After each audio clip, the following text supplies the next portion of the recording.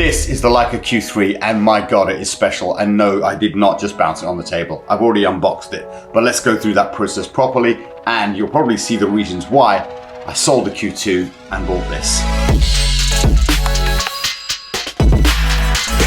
In January this year, I bought the LEICA Q2 and I've got to say it's one of the most amazing experiences, just going out, constantly taking photos with it. I've enjoyed every moment of that camera. And then finally, I went to the Formula E on the weekend and I wasn't going to buy one of these cameras. But what happened was I was taking shots of these cars from low down and I couldn't tell for sure if I got the shot. So I was just going spray and pray.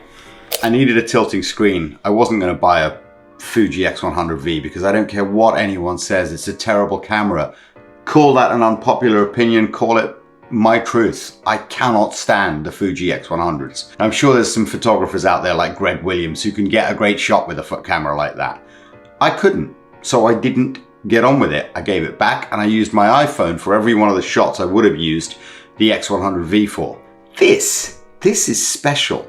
This makes you feel like James Bond. It's like one of those signature guns he gets handed, and it's as if it'll only work for you. I mean, I wouldn't test that theory and let someone nick it off you because they will be able to use it and you'll never get your camera back.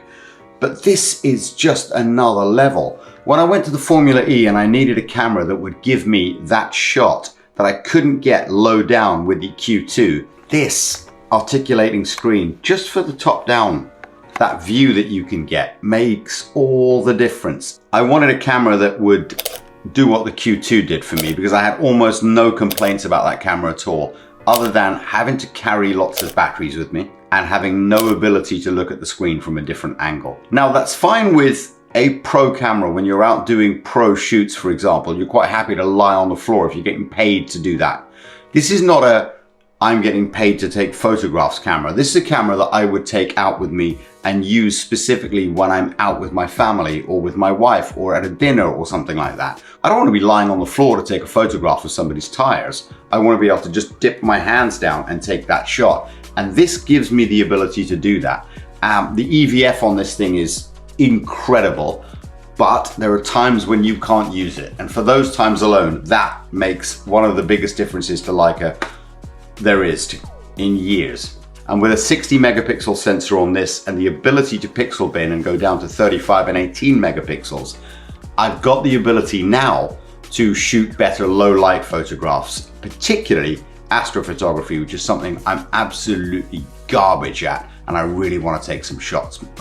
I want to take some better shots of. So we'll see how I get on with that. Ergonomically, everything's the same, but for the fact they've moved all the buttons over to the right side. So now everything that was in your hand is now on the right side. So you could do lots more one-handed photography. As I said, the other issue I had was charging batteries and having to carry batteries with you. This new battery has a great deal more capacity, but I do feel that the benefit of the Q3 over the Q2, well, one of the big benefits for me is the ability to just stick a USB-C cable in here and charge the battery up. It's something you couldn't do with the previous Q iterations, and game changer, absolute game changer. There's a lot of other features about this camera that much better YouTubers than me will share with you.